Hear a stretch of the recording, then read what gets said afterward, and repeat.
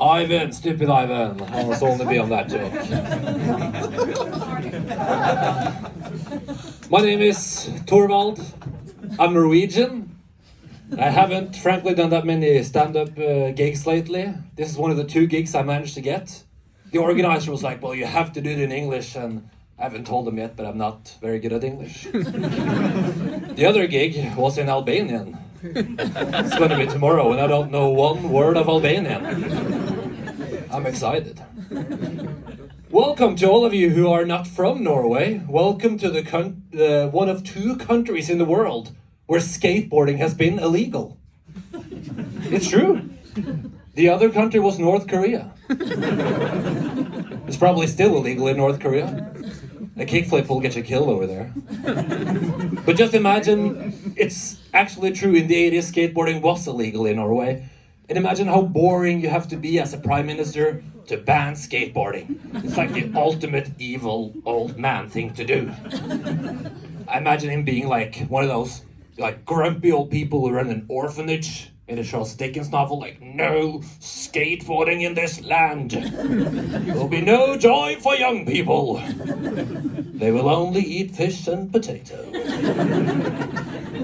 And they will only be social when they drink. And if they get drunk with their colleagues, they will not mention it the day after. I'm one of those people who would never dream of wearing a leather jacket. And it's not like a woke bullshit reason that I don't want to use leather. Like, I would use leather underwear if they sold it.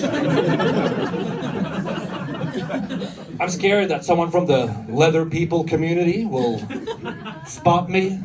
They come up to me and be like, leather jackets are not made for you, you lanky ginger. They'll call my bluff. See, I'm not as cool as I try to be. They'll be like, because, you know, wearing a bold look outside for the first time, it can be frightening, you know? Like, going out after getting a haircut, you're so, oh, my hair, everyone's looking at me. But imagine how hard it is to wear a really bold look outside for the first time. Like the first time you go outside with your blue mohawk. Like, we all think you're like so cool and punky, but you know, Ivan knows, he is nodding. That 5 minutes ago, Ivan was in that tiny bathroom, trying to get the mohawk to stand upright, spilling blue hair color everywhere. And I bet if you like grab a hold of one of these mohawk people and be like, I know you're not as tough as you try to be, I think they'll break. It's just an advice for everyone visiting, like it's an activity you can do. I also thought it looked fun to talk to the crowd, so I'll talk to you there. What's your name? Scott. What Scar? Scott. What? Scott. Scott. That's an awesome name, Scott. Well, what do you do for a living? I work in communications. Okay, well, that's like a vague answer. Like, help us out here, Scott. Like, what character would you be if you were in the TV show Friends? Chandler. Chandler? You don't look like a Chandler person to me. You're more like a Günther person. Well, why are you a Chandler person, Scott? Because I throw out repartee that I think is witty. But That's everyone good. else believes it. Yeah, that's good. Yeah. You work in communications, but these days, your day job doesn't have to define your whole life. Like, take me for example. My day job is being a doctor. Yep. I save lives for a living. It's no big deal. Standing ovation over there, thanks. No, it's not true. I'm not a doctor. But you know, I always thought like I could be a doctor. You know? I wouldn't be able to do the getting the grades part, but just like being the doctor part? Like, how hard can it be, you know? Like, what do they really do? They just like, keep an eye on that and come back in 2 weeks if it still hurts.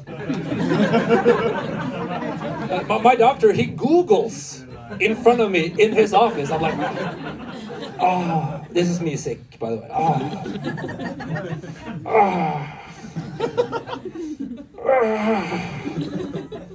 It doesn't take that long. I have a fever and my neck hurts. It's like, oh, fever and neck hurts. So, come on, I can do that at home. And I know what the computer will tell me if I do that at home. You all know. It's gonna be cancer.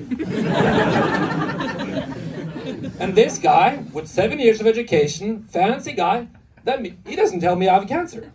And that means that this fucking guy can't even read.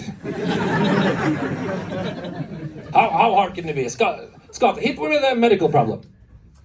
Syphilis. Syphilis. Well, keep an eye on that.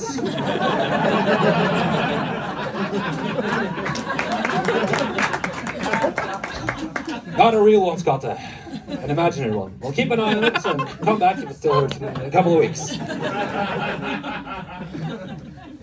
There's so many new TV shows now. You gotta keep the watch up. You're like, what do you watch? I just watched Andrew. Oh, this is my lunchtime every time. Like, no, I haven't watched the thing you just said. I like those old TV shows. There's especially a show where this documentary team goes to try to find mythical creatures. It's like the kind of show that would be on channel 247 and go out in the middle of the night. And I like it because I learn stuff. You don't learn stuff from whatever you said. And there's one episode of that show where they try to find Bigfoot in the Indonesian jungle. So I learned that Bigfoot might live in Indonesia. I didn't know that. Is anyone here from Indonesia, by the way? No one? That's too bad. The next couple of jokes are going to be based on Indonesian references. Time to run, but I'm going to tell them anyway. No, but this show is really exciting. It's got cool music and cliffhangers and night vision, and they freeze the frame when you just see the silhouette of this creature, and the voice goes could this be the beast we've been searching for? And I'm sitting there going it could be. But then I have to remind myself this show is 10, 12 years old. If they really find Bigfoot in the next 5 minutes of this show, wouldn't it somehow have reached mainstream media by now? Why am I excited for this old show where they try to find I'm pretty sure the news would have managed to get Bigfoot on camera then. Well, anyways, that's a great punchline, the last one there.